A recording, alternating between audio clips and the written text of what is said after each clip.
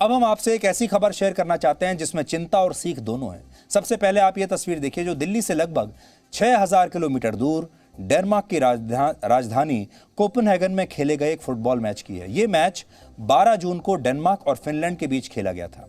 European football championship के लिए खेले गए इस मैच के दौरान डेनमार्क के फुटबॉलर क्रिश्चियन एरिक्सन खेल के बीच में ही बेहोश हो गए और उस समय किसी ने यह सोचा भी नहीं था कि उन्हें हार्ट अटैक आ सकता है। लेकिन अब डॉक्टरों ने यह पुष्टि की है कि जब एरिक्सन बेहोश हुए थे उस समय उन्हें हार्ट अटैक आया था। क्रिश्चियन एरिक्सन सिर्फ 29 साल के हैं और वो डेनमार्क की नेशनल फुटबॉल टीम के लिए 11 वर्षों से खेल रहे हैं और अब तक अपने देश के लिए 109 मैच खेल चुके हैं। बहुत पुराने खिलाड़ी हैं, मशहूर खिलाड़ी हैं। टीम में उनका रोल अटैकिंग मिडफील्डर का रहता है, यानी एक ऐसे खिलाड़ी का जो प्रतिद्वंदी टीम के डिफेंस ऑर्डर को तोड़कर फुटबॉल को स्ट्राइकर के पास पहुंचाता है। यानी इस तरह के रोल में खिलाड़ी के लिए फिटनेस के साथ साथ मानसिक रूप से मजबूत होना भी बहुत जरूरी होता है और इस काम में बहुत तेज भागने की जरूरत होती है। इस काम में, इस रोल के लिए जो खिलाड़ी होते हैं उनमें बहुत स्टेमिना की जरूरत होती है। मैच से पहले क्रिश्चियन एरिक्सन की यह तस्वीर देखकर कोई नहीं कह सकता कि कुछ घंटे के बाद इसी ग्राउंड पर उन्हें खेलते खेलते हार्ट अटैक आ जाएगा, लेकिन ऐसा हुआ और इस घटना ने यह सोचने पर मजबूर कर दिया कि आखिरकार असली फिट लोग कौन हैं और फिट होने का पैमाना क्या है। सोचिए, खिलाड़ी पूरी तरह स्वस्थ है, एक बड़े मैच में अपनी टीम की तरफ से खेलने के लिए ग्राउंड पर उतरता है, कुछ देर तक वो मैच में बहुत एक्टिवली खेलता भी है और फिर अचानक वही मैदान पर उसे हार्ट अटैक आता है, वो बेहोश हो जाता है। एक बार तो लोगों ने ये कहना शुरू कर दिया था कि वो बचेंगे नहीं। ये तस्वीर यकीनन डराने वाली है और इससे हम आज ये सोचने के लिए मजबूर हुए कि आखिर फिट कौन है। पूरी दुनिया में फुटबॉलर्स को सबसे ज्यादा फिट माना जाता है और इसकी कई वजहें हैं। कुछ आंकड़ों के जरिए आप इसे समझिए। बास्केटबॉल के एक मैच में एक खिलाड़ी औसतन 4.37 किलोमीटर भागता है। अमेरिकन फुटबॉल के एक मैच में एक खिलाड़ी औसतन 2 किलोमीटर तक भागता है। टेनिस के एक मैच में एक खिलाड़ी औसतन 3.62 किलोमीटर भागता है, लेकिन फुटबॉल के एक मैच में एक खिलाड़ी औसतन 11 से 15 किलोमीटर भागता है। यहां समझने वाली बात यह है कि यूरोपियन फुटबॉल चैंपियनशिप में 90 मिनट के मैच के दौरान सबसे ज्यादा भागने का रिकॉर्ड भी डेनमार्क के इसी फुटबॉलर क्रिश्चियन एरिक्सन के नाम ही है। वो 6 मैचों में 78 किलोमीटर तक भागकर नया रिकॉर्ड बना चुके हैं, यानी 6 मैचों में वो 78 किलोमीटर तक दौड़े। इस हिसाब से 90 मिनट में वो 13 किलोमीटर भागे थे। वर्ल्ड हेल्थ ऑर्गेनाइजेशन कहता है कि हर दिन 75 मिनट दौड़ लगाने से हार्ट अटैक का खतरा 30% तक कम हो जाता है और इससे दिल की कोरोनरी आर्टरीज में किसी तरह का ब्लॉकेज नहीं होता। कोरोनरी आर्टरीज हृदय में मौजूद वो धमनियां होती हैं जो आपके हृदय में खून पहुंचाने का काम करती हैं और जब इन धमनियों में किसी तरह के स्पीड ब्रेकर आ जाते हैं, यानी ब्लॉकेज आ जाता है, तब हृदय के कामकाज पर गहरा असर पड़ता है। इन तमाम बातों का सार यह है कि एक फुटबॉलर सिर्फ खिलाड़ी नहीं होता, बल्कि वो बहुत ज्यादा फिट खिलाड़ी होता है। सबसे फिट खिलाड़ी फुटबॉलर्स को ही माना जाता है और इस मामले में जिस खिलाड़ी को हार्ट अटैक आया उसे टीम में सबसे ज्यादा फिट खिलाड़ी माना जाता था और उसके नाम भी कई रिकॉर्ड हैं। इस घटना पर दुनिया भर के बड़े बड़े एक्सपर्ट्स मानते हैं कि अब क्रिश्चियन एरिक्सन कभी भी फुटबॉल के ग्राउंड पर दोबारा उतर नहीं पाएंगे, यानी उनका करियर खत्म है। इसके अलावा ऐसी भी खबरें हैं कि इटली के मशहूर फुटबॉल क्लब इंटर मिलान से वो अब बाहर हो सकते हैं। वर्ष 1982 में इटली में एक कानून पास किया गया था जिसके तहत अगर किसी खिलाड़ी को दिल से जुड़ी कोई बीमारी है या वो स्क्रीनिंग में फेल हो जाता है, फिटनेस की स्क्रीनिंग में फेल हो जाता है, तो फिर वो किसी भी खेल में हिस्सा नहीं ले सकता।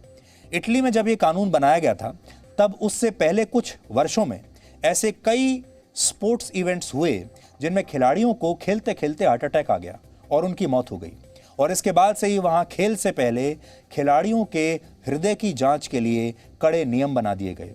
और महत्वपूर्ण बात यह है कि डेनमार्क के जिस खिलाड़ी को खेल के दौरान हार्ट अटैक आया वो पहले इन सभी टेस्ट्स में पास हो चुका था, यानी उसने सारे टेस्ट क्लियर किए, डॉक्टरों ने उसे देखा होगा, चेकअप किया होगा, लेकिन किसी ने भी इस बात का अनुमान नहीं लगाया कि इन्हें हार्ट अटैक हो सकता है। ऐसे में आज आपके लिए समझना जरूरी है कि आप अपने हृदय का ख्याल कैसे रखेंगे, क्योंकि जब इतने फिट खिलाड़ी के बारे में भी कुछ कहा नहीं जा सकता तो हमारी और आपकी तो कोई हैसियत ही नहीं है।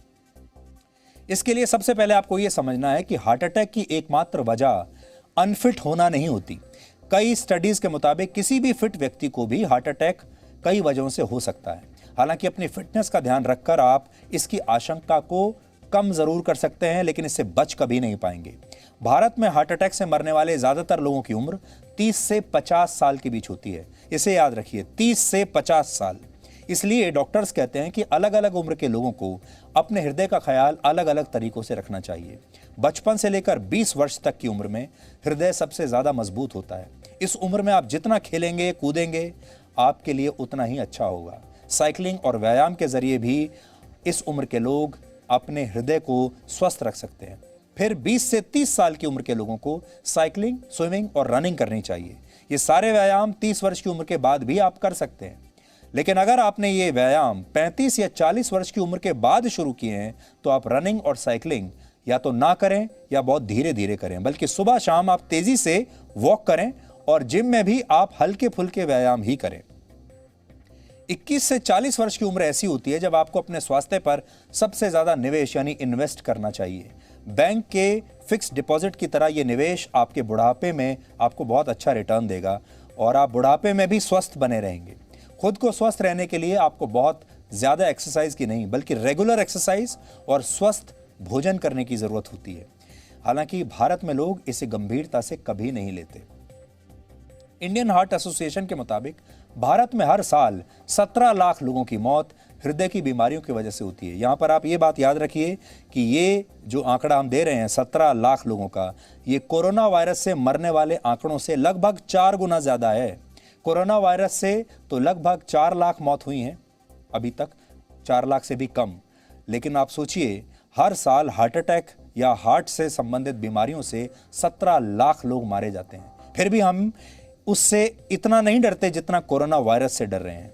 इनमें से 50% हार्ट अटैक उन लोगों को आते हैं जिनकी उम्र 50 साल से कम है, जबकि इनमें से 25% लोग 40 साल से कम उम्र के होते हैं। एक आंकड़े के मुताबिक वर्ष 2030 तक भारत में हृदय रोगों की वजह से हर साल 2.5 करोड़ लोगों की मौत होगी। हर साल 2.5 करोड़ लोग, आप अंदाजा लगाइए, कोरोना वायरस से कई गुना ज्यादा। सोचिए, ये आंकड़ा 2.5 करोड़ तक पहुंच सकता है। पिछले साल दिल्ली, मुंबई और हैदराबाद जैसे शहरों में एक और स्टडी की गई जिसके मुताबिक यहां रहने वाले 64% लोगों को हृदय रोग होने का खतरा है और इसके पीछे सबसे बड़ी वजह है उनका गलत लाइफस्टाइल। विशेषज्ञ मानते हैं कि 90% से ज्यादा हृदय की बीमारियों के लिए धूम्रपान और शराब जैसी बुरी आदतें जिम्मेदार हैं। यहां तक कि टेलीविजन, मोबाइल फोन या कंप्यूटर की स्क्रीन पर रोजाना 4 घंटे से ज्यादा समय बिताने वाले लोगों में हृदय की बीमारी का खतरा 80% तक बढ़ जाता है। कनाडा में हुई एक और स्टडी के मुताबिक जंक फूड, ज्यादा नमक और ज्यादा तेल वाला खाना खाने वालों में दिल की बीमारियों का खतरा 35% तक बढ़ जाता है। आप तो जानते हैं हमारे देश में लोगों को तला भुना खाना खाने की कितनी आदत है और आप अगर स्ट्रीट फूड की बात करें, वहाँ पर भी ज़्यादातर जो खाना मिलता है, बेचा जाता है, वो वही होता है, फ्राइड होता है या तला भुना होता है। इसलिए अगर आप चाहते हैं कि आपका हृदय जीवन भर आपका साथ दे तो आपको भी अपने दिल पर हाथ रख के ये कसम खानी होगी कि आप अपने दिल का जीवन भर ख्याल रखेंगे। और इसके लिए आपको हम कुछ टेस्ट बता रहे हैं जिनकी मदद से आप अपने दिल की मॉनिटरिंग कर सकते हैं। सबसे पहले आप अपना फास्टिंग लिपिड प्रोफाइल यानी ब्लड टेस्ट करवा सकते हैं। इससे आपके शरीर में कोलेस्ट्रॉल के स्तर का पता चलेगा। इसके साथ आपके हृदय के स्वास्थ्य से सीधा संबंध है। दिल के स्वास्थ्य का हाल बताने वाला सबसे सामान्य टेस्ट इलेक्ट्रोकार्डियोग्राम होता है। इसे ईसीजी भी कहते हैं। ईसीजी में दिल की धड़कनों को विद्युत तरंगों के रूप में देखा जा सकता है और इन्हीं तरंगों से दिल की बीमारी का पता लग जाता है। एक और टेस्ट है जिसे एकोकार्डियोग्राम कहते हैं। इसे आप एको टेस्ट के नाम से भी जानते हैं। इसमें हाई फ्रीक्वेंसी की ध्वनि तरंगों से आपके हार्ट के वॉल्व्स और चेंबर्स की तस्वीर बनाई जाती है और आपके हृदय की काम करने की क्षमता के बारे में भी आपको पता चलता है। हृदय की जांच के लिए ट्रेडमिल टेस्ट भी किया जाता है जिसे टीएमटी भी कहते हैं। इसके लिए मरीज को ट्रेडमिल पर पहले चलना या दौड़ना होता है और शारीरिक परिश्रम के दौरान आपके हृदय पर तनाव के असर को रिकॉर्ड किया जाता है। ये तीनों बेसिक टेस्ट हैं। इन टेस्ट के आंकड़ों से आपके दिल के बारे में प्रमुख जानकारियां मिल जाती हैं और अगर इनमें कोई समस्या मिले तो फिर एडवांस टेस्ट की जरूरत होती है। 35 से 40 वर्ष की उम्र के बाद ये सभी टेस्ट आपको हर साल एक बार जरूर करवाना चाहिए। और अगर आप मोटापे की समस्या से पीड़ित हैं, आपका ब्लड प्रेशर सामान्य से कम या ज़्यादा रहता है, आपके शरीर में कोलेस्ट्रॉल का स्तर ज़्यादा है, तो आप अपने दिल का चेकअप 30 साल की उम्र से पहले भी करवा सकते हैं और हम तो कहेंगे आपको करवाना ही चाहिए।